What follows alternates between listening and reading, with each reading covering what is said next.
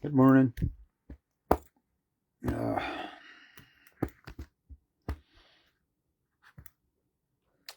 this is Troy Constant here, and Nacho Constant, my bubby, my little puppy, right, Nacho?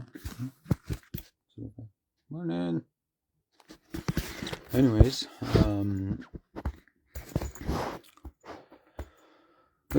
I'm gonna be talking today about a dream I had about a year ago ish. I was asked, like, the Lord's been bringing this dream up quite often, and I don't know. And I described this video as "I'ma be me," is because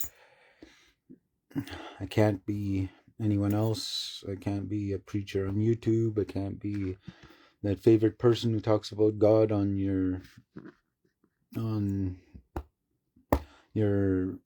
YouTube shorts or Facebook shorts, or I don't know. I can't be anybody else but me, and this is who's God's created me to be me, and it'll fit for some people. I'm not really forcing anyone to watch anything. But this one is called The Janitor because, I don't know, it really applies to my life as it was, like, because that's kind of how I feel as a person, is like I'm the janitor to go fix up people's lives, or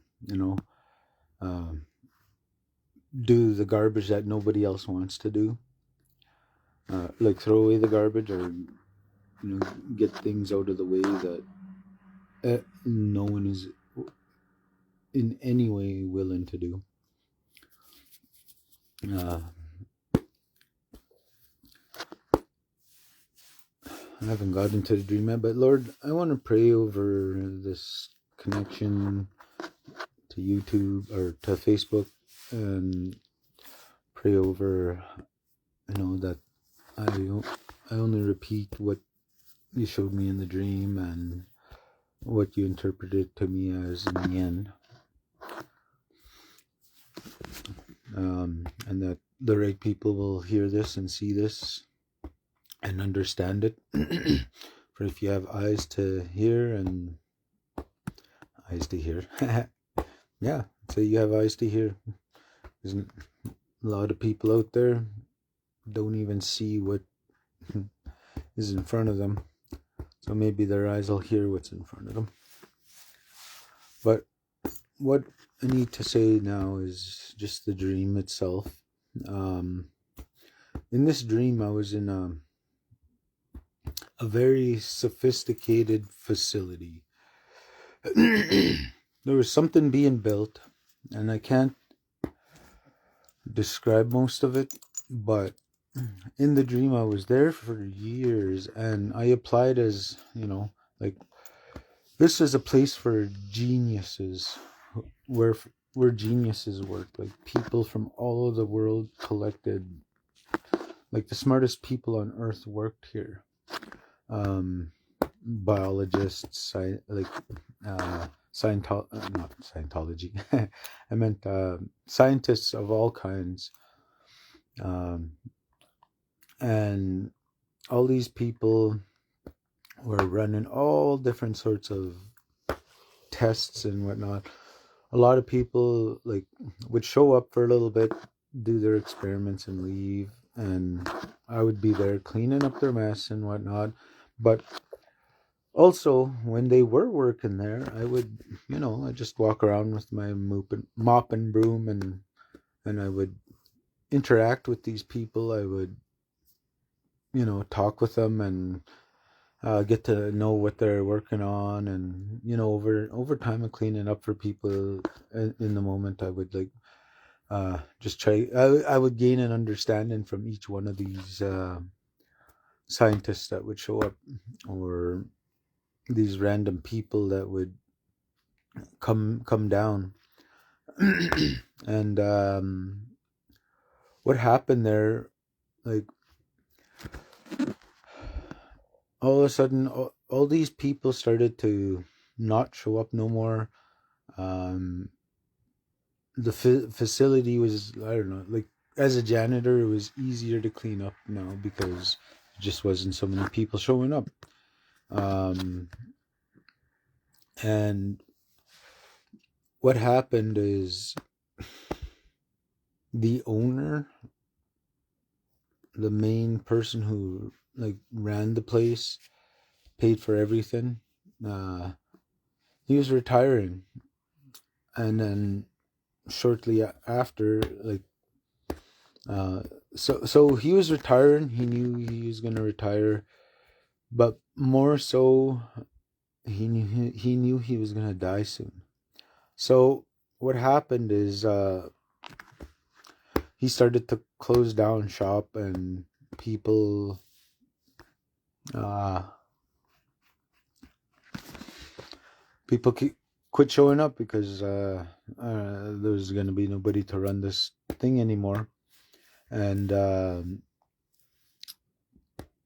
so I stayed cleaning,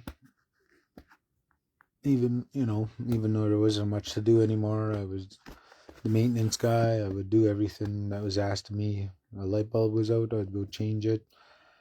uh, I don't know, just anything that needed to be done in the place, I would go do it. And one day, as I was walking around, reminiscing about all the people I met and whatnot, the owner came up to me, and he took me into his office, and he said he wanted to talk to me, and we sat down together, and I assumed, like, since there was no more scientists left, that he was about to fire me. And so he came, or we sat down, and he said to me that, I've been watching you all these years that you were working for me, he says, and no matter what, like, what problems came your way, you always showed up for work. You never called in sick. You always did what was asked of you. You There was a toilet with diarrhea all over it. You were there to clean it up. If there was a room that went dark, you went straight in there with your light, and you replaced it with another light, and you just kept going. And I've seen that. Not only that, I've seen you interact with all of these people throughout the years who were smart, and I assumed you would retain this information, and you started to learn, and you started to gain understanding of what they were doing. And he asked me a few questions about each of these people throughout the years, and I gave accurate answers to what he was asking. And he thought that it was interesting that I actually absorbed the information from all these genius people that worked for him throughout the years, and I was able to understand. So, and it wasn't just one field, it was all fields that I was able to answer in, uh, from all these people throughout the years. And um, so then this owner of this facility, he said, like, I'm the only one that he ever revealed to why he was retiring. Like, that he was gonna die soon, and he had no family left to give anything to his inheritance. And he said that, because I enjoyed, like, I showed up every day, and he's seen that I took care of the building, or the whole facility, that he would like to leave it all to me. And I was just like, I've never owned this amount of anything before. And he said, but you know how to take care of it is the difference, is why I want to leave it to you. Yes, I could leave it all to all these scientists, but they wouldn't know how to take care of it. But you do. You've been taking care of this facility for years. You know what needs to be done to keep it running, but also not only that, you know the value of it. And I asked him, what does that mean? And he goes, well, you know the value of why, like, why it's created to begin with is to bring all these people in so they could learn more, so they could understand more, so they could run programs and see if it works. And if it works, um, and then that's when he said, not only am I going to leave you the facility, I'm going to leave you all the money that is in my account left, like, to you, so you'll be able to sponsor these people. And he goes, but I'm going to teach you the first thing I did in order to obtain all of this is, he goes, I seeked out 12 people that would help me gain and prosper in what I was planning to do with this facility. He says, as a reminder, I'm only telling people, I'm talking about a dream that I had when I was, I don't know, about a year ago. And this is what I'm talking about. I'm going to be talking about my dreams most of the time, and how God has spoken them out to me afterwards. So this is where I'm going with this. But in this dream, though, like, after he said he was going to give me all his money and the facility, he said, though, there's going to be snakes in the grass that are going to be coming after this inheritance I'm going to give you. He said that all kinds of people are going to come out of the woodwork. There's going to be people coming after the money, specifically because it's going to be a lot of money.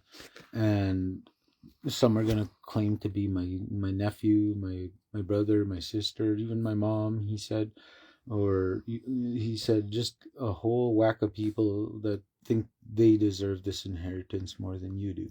But I assure you, as I talk to you now, I am giving you this, and I'm writing a will out to you. I am leaving documents. But he goes, I'm going to hide it in a safe area inside this facility. Only you know how to get to it, though. Nobody else does. And people are going to be trying to trick you and ask you questions and riddles how to get to this inheritance, because that's the only message that I'm going to give them, is that you are responsible for this, and that's it. So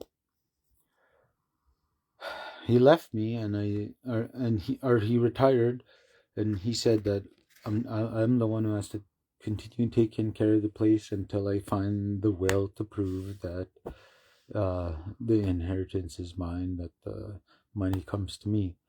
And so that was like the last thing he did before he died, was he left me the facility to take care of. And that's all I had, was that. And I would figure it out when I needed to. So I figured this was going to be a cakewalk, that I'd just be able to always go around this facility and continue fixing it with no problem. So, but what happened is, as I was always cleaning this place, people started showing up, and there was businessmen that showed up saying, "Oh, it's all cute and kind that you're here to keep this place fixed up and clean. But you can go now. We're here to take care of it. We worked with this man for 10 years. This is what he wanted. He wanted us to take care of this place." And he said, no, he did not. And you know this also. He said that I have to take care of this facility, not you, no one else, just me. You can stay and look around and, like, reminisce if you want, but this is my place. This is my territory to clean, not yours. and you're the exact person that he warned to me that was going to show up. So then they left, and then in came the family members one by one. Like people, distant family members that he had were trying to kick me out of this facility, saying, "You have no blood with this man. You can leave now. We'll take this facility over and restart cleanup," because they knew that there had to be a will left somewhere. And I said, "No, this is not your responsibility. This is a responsibility that he left me." So I continued on cleaning, and sure enough, over time, many people showed up claiming exactly what this owner said was going to happen. And next thing you know, family members quit showing up, proclaiming that this owner left this facility to them, because they had no proof. But then all of a sudden there was these hitmen that showed up, and I am scrambling everywhere, fighting, like trying not to die, really. And these people were relentlessly trying to take me out, trying to claim, uh, trying to claim, uh, kill me so that this facility would go unclaimed. I guess is if if they weren't allowed to have it, no one was able to have it. I guess would be the simplest way to say this. Um, so what happened here is,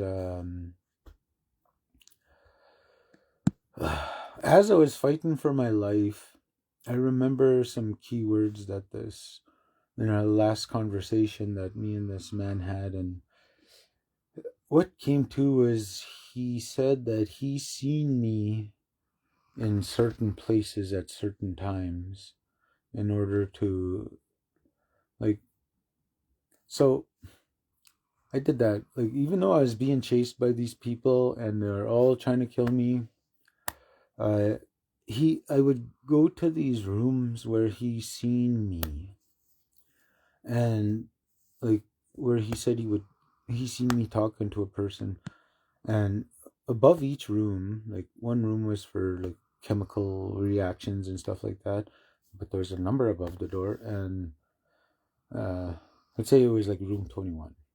So I started to go to like each of these rooms that he said he seen me in, and described where he seen me working in as a janitor.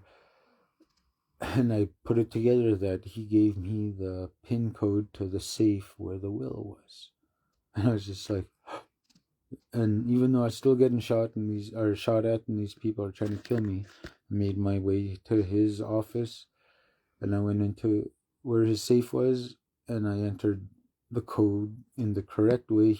He said that I met these people, and sure enough, the code worked, and I was able to grab the will, and I walked out with the will in my hand to show everybody. And the bullet stopped. There's nothing they could do.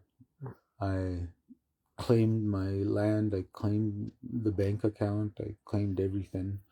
And so they knew that they couldn't win anymore. They couldn't take what was mine, which was handed to me with grace and mercy.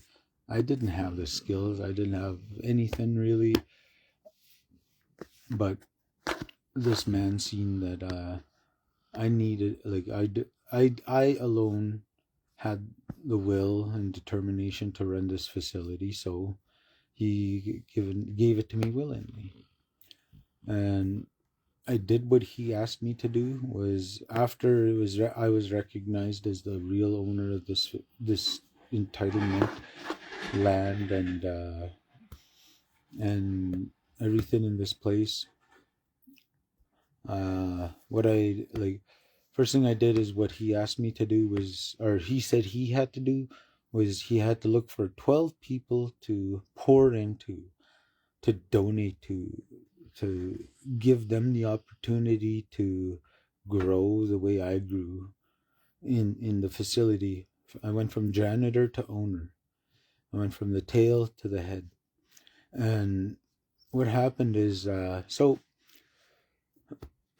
I went out to conferences, and out of this whole 300-person conference, I only needed to find one person.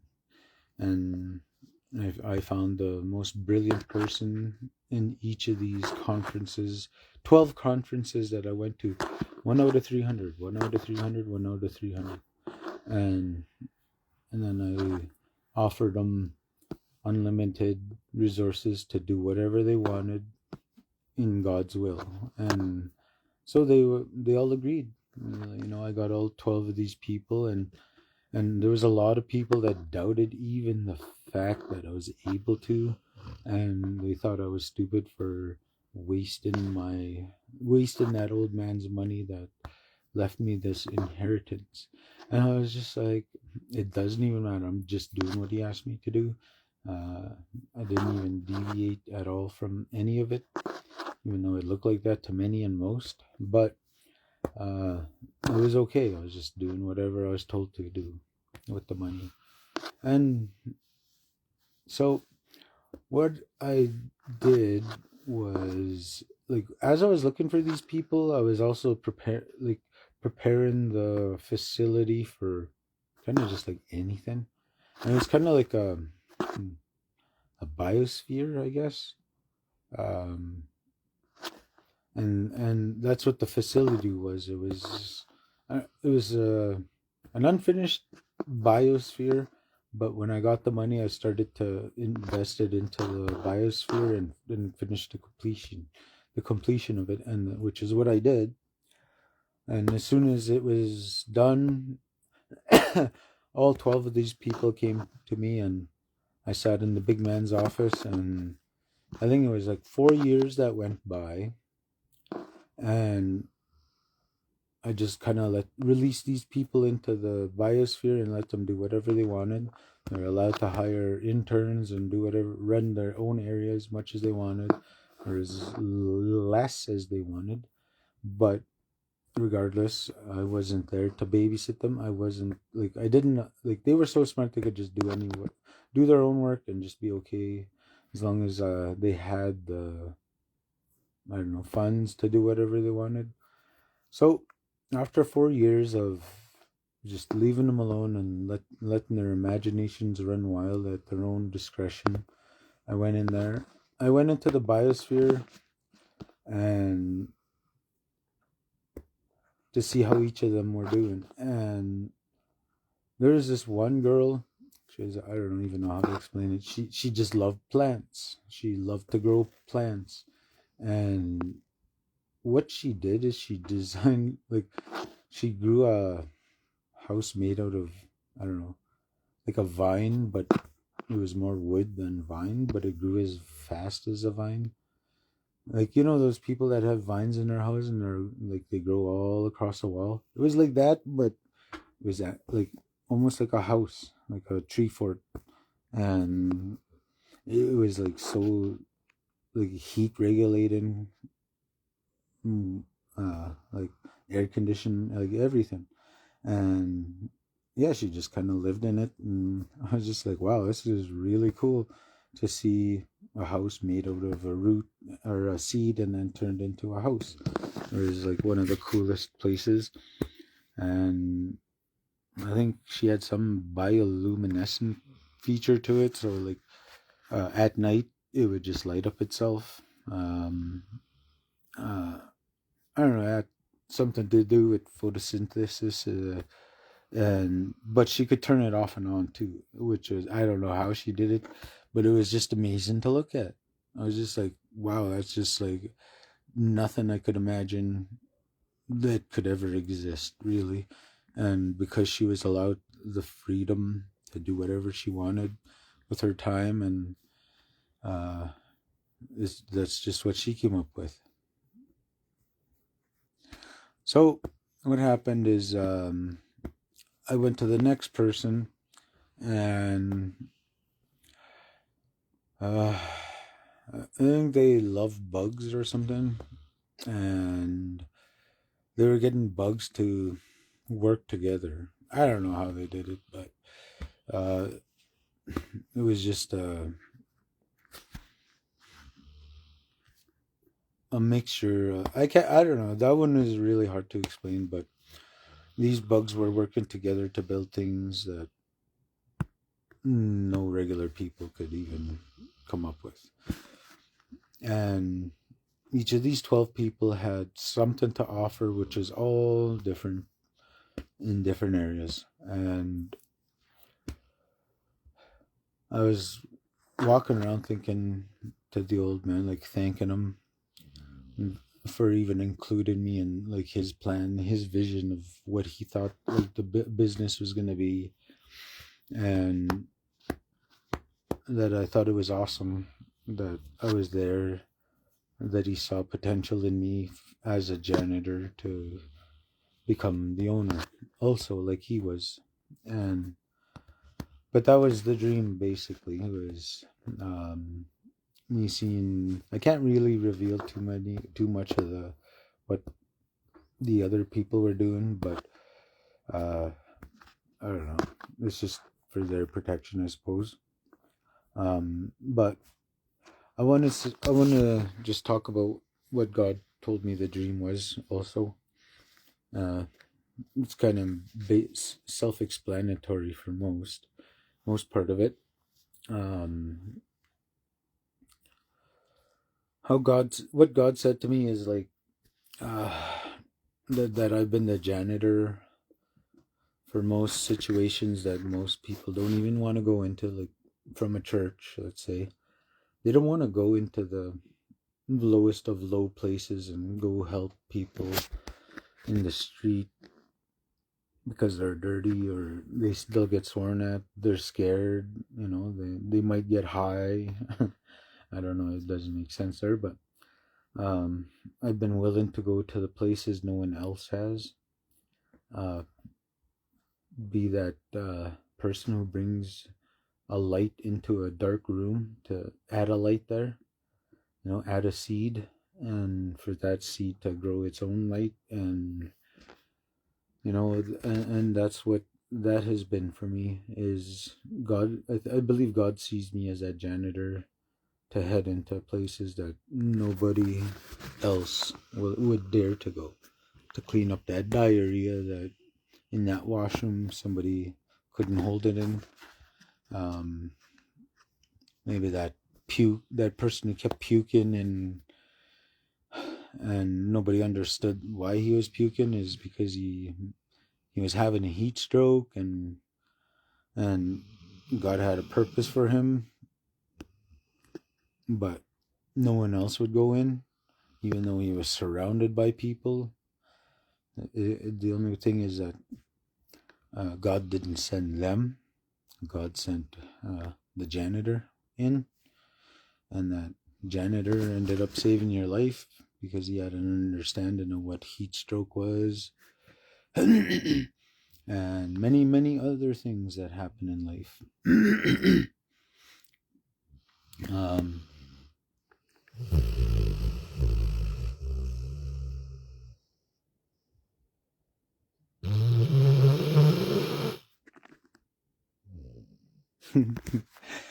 my dog he's enjoying his sleep. My Nacho dog. Anyway, so um, continuing forward, this is the inheritance that God gives us. Is that He has an unimaginable wealth for each one of us, as long as we are willing to accept that inheritance from Him. And like, sometimes He has to see that we are willing to be a janitor, to do the dirty work that no one else is willing to do for Him, or He just sees that in you. And uh and I'm glad that God sees that willingness in me to go do that, and that He's asked me to. Okay, quit your snoring, jeez. So then,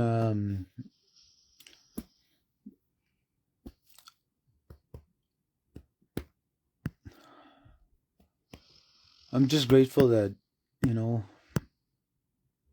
that He would even consider me.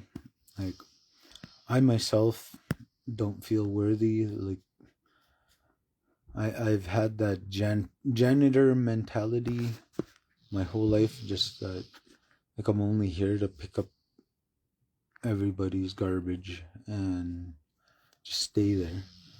And that would always just be my skill. But God over time has been showing me that, you know,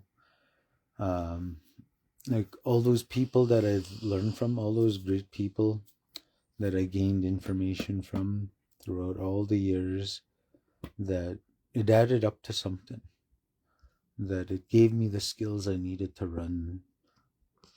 run the facility. And, you know, there was a lot of great people in my life that I got to meet and learn from. And even if they think I wasn't listening, I'm usually listening, and I just need to look at like I'm not.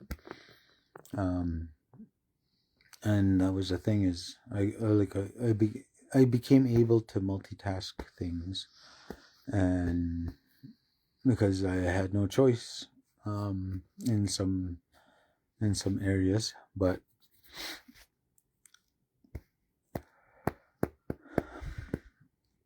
okay, which brings me to the people He warned me about coming in, trying to steal my inheritance, trying to steal the will out of my life. Literally. People don't think I deserve what God has given me. People think that they deserve what God is trying to give me, but they were never there to be the janitor. No, they weren't there to help God do the dirty work, like that needed to get done, that nobody was willing to fix.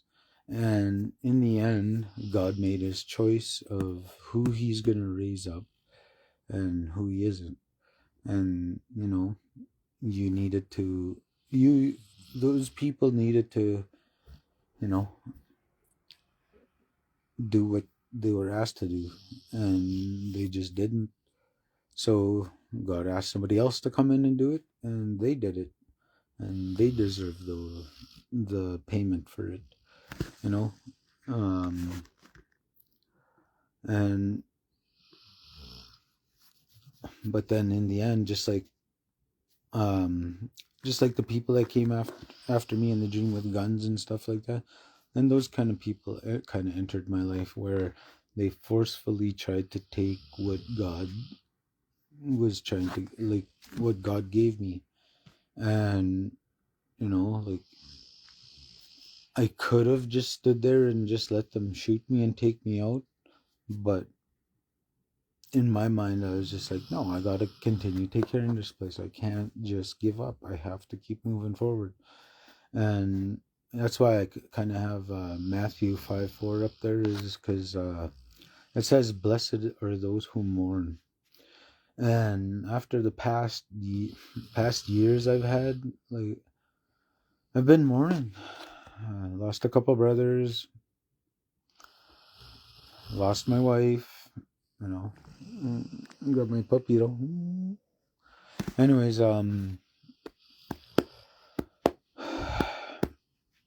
it hurt, and but I also believe God is there with me in it all, you know. And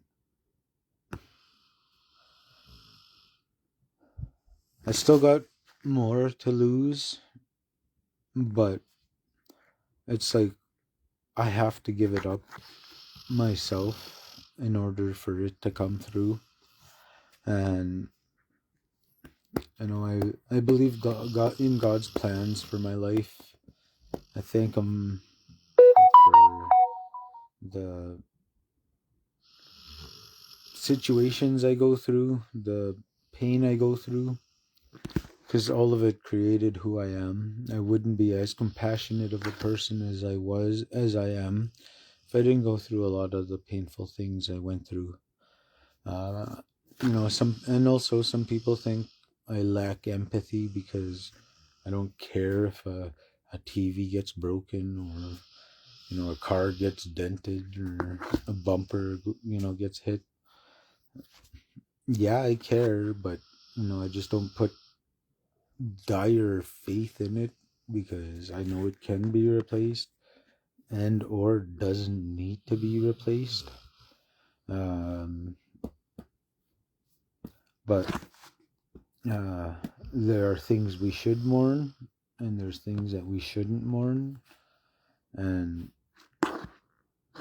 I've been angry about TVs getting smashed before, but you know, now I have two TVs and only me to watch both of them. So you gotta watch where you put what you put your faith into, because or your want into, because you could have more of what you don't need, but because you wanted it, there's no purpose behind it anymore.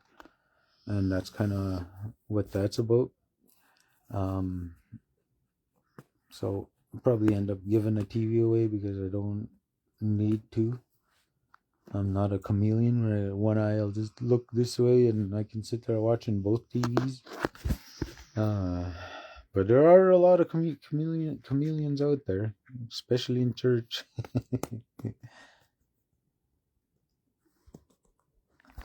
Anyways, I want to thank everybody who's watched. I pray that it blesses somebody here or now in the future. And I'll work on my consistency on getting things out there, and I'm sure that God will remind me of a dream I had, and that it'll help somebody in their walk and in their faith. And I pray that God blesses you today